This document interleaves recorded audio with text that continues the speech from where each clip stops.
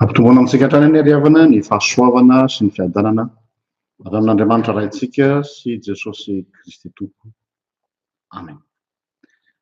Faly miarabantsika rehetra indray amin'ity alahady